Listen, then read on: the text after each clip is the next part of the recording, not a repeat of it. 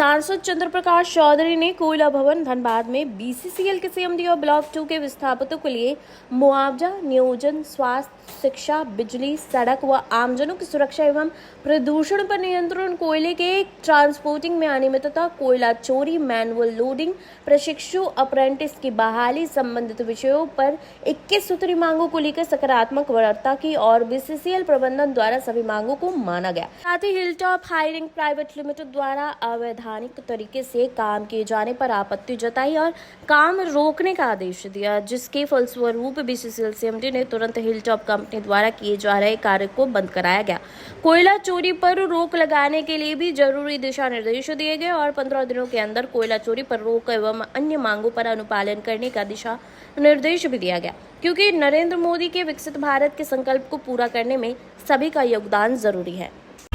जो हम लोगों ने धरना दिया था, जो हमारा डिमांड था, जो जेन्युइन डिमांड था, जो प्रबंधन को चाहे विस्थापित का जो समस्या था और जो आउटसोर्सिंग का जो समस्या था, जहाँ के लोगों को विस्थापितों को कैसे रोजगार मिले और लोगों को कैसे अधिक से अधिक से जोड़ा जाए, रोजगार से जोड़ा जाए, जो मुद्दे थे, जो उनका जो जेन्युइन डिमांड था। कई लोगों का नौकरी का मसला है, कई लोगों का है पीने का सुविधा, स्कूल का, सारे विषयों पर डिस्कशन हुआ है। और जो विस्थापित है, जो उनका जो समस्या है रोड का, पानी का, बिजली का,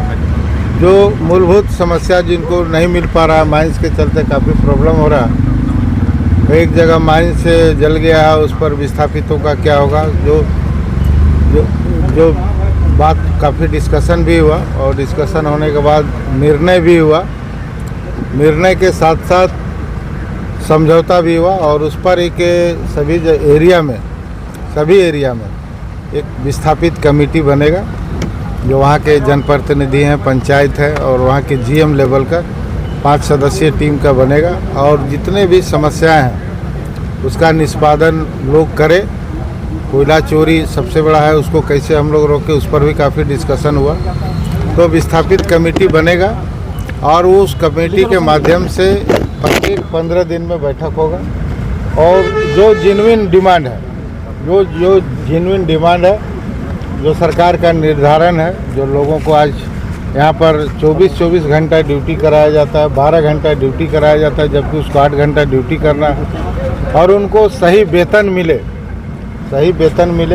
सेल्फ पिकर के मजदूरों का भी बात है, उनको भी सही वेतन मिले। ये सारी समस्याओं का आश्वासन हम लोगों को पूर्ण रूप से मिला है और इसको इम्प्लीमेंट हर हाल में होगा। जो उनका अधिकार है हर हाल में इम्प्लीमेंट होगा, यह आश्वासन हम लोगों को मिला है। और इसका मॉनिटरिंग, क्योंकि 15 दिन में क्षेत्रीय लेवल पर जीएम के अध्यक्षता में वहाँ के हमारे मुखिया पंचायत के जो भी प्रतिनिधि हैं और हमारे प्रतिनिधि होंगे, वो उनके अध्यक्षता में मीटिंग होगा और उसको करेंगे। और हर एक 3 महीना में हमारे साथ एक बैठक होगा, हम उसका रिव्यू करेंगे कि 3 महीना का जो प्रतिफल है उस पर कहाँ तक प्रोग्रेस हुआ और विस्थापितों का अभी तक पहचान नहीं मिल पाया है। जो उनका अधिकार है उनको कि भाई हम विस्थापित है, हमारा ज़मीन गया है, तो उसको आइडेंटिफाई करने के लिए पेप कार्ड, प्रोजेक्ट इफेक्टेड पर्सन जो है उनको पेप कार्ड, जो एक प्रमाण पत्र निर्गत करने का आदेश हुआ है, जो हर एक 15 दिन में उसका रिव्यू करेंगे और उसका डिस्ट्रीब्यूशन हम लोग करेंगे और उसी के माध्यम से उन लोगों को रोज़गार में भी जोड़ेंगे। उसी के माध्यम से लोगों को अधिकार मिले, या टेक्निकल हैं या ड्राइवर हैं या जो भी है, उनको कंपनी में रोज़गार मिलेगा। उसके साथ साथ जो छोटा मोटा कॉन्ट्रैक्ट होता है या टेंडर निकलता है, उसमें विस्थापित कमेटी के लोगों को प्राथमिकता दिया। कितने सूत्री मांगों पर आज बिंदुओं पर चर्चा हुई और खास करके सबसे बड़ा विषय जो खरखरी का जो मामला हुआ था, उतना बड़ा घटना हुआ था, उस पर डिस्कशन हुआ। काफ़ी डिस्कशन के बाद, चूँकि इसका लोकसभा में भी मैंने क्वेश्चन उठाया था, वहाँ से भी जवाब आया था कि जब तक सारी प्रक्रियाएँ पूरी नहीं होगी,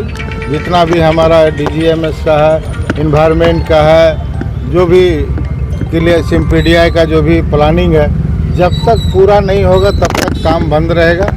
और उस समय ही आदेश हुआ था, जवाब आया तो उस पर डिस्कशन हुआ, तो फिर सुने बीच में काम चालू हुआ, तभी फिर डिस्कशन हुआ कि भाई बिना लोकसभा का जवाब है, सरकार का जवाब है और उसके बाद काम कैसे चालू हुआ। तो सीएमडी साहब बोले अभी तुरंत आदेश गया है अभी कि खरखरी में काम बंद रहेगा जब तक विस्थापितों का समस्या का समाधान नहीं होगा। यदि उनका मुआवजा मिला है, नौकरी नहीं मिला है, तो सारे विषयों को जब तक क्लियर नहीं होगा, इन्वायरमेंट क्लियरेंस जब तक क्लियर नहीं होगा, फॉरेस्ट क्लियरेंस जब तक क्लियर नहीं होगा, जमीन का डिमार्केशन जब तक क्लियर हो, तब तक खरखरी में काम बंद रहेगा। सांसद तो कल भड़के भी है जीएम पर। अब उनके विषय पर हम नहीं जा रहे हैं, वो जो अभी जो विषय है आया है उस पर हम बता रहे हैं। आपकी मजदूरों की क्या समस्या थी जो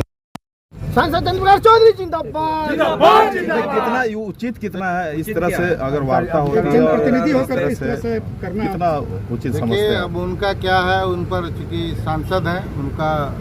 काम जो विषय कैसे आया नहीं आया इस स्थिति पर हमको पूरी जानकारी नहीं है, लेकिन जनता के हित में, पब्लिक के हित में जो हिलटॉप का जो काम है, पहले भी हम लोग आंदोलन किए हैं, हम लोग किए हैं, वार्ता हुआ है और इसका लोकसभा क्वेश्चन भी उठा है। तो जनता के हित में एक सांसद होने के नाते जो मेरी जवाबदेही है, हम उसको बखूबी निभाएंगे और लोगों को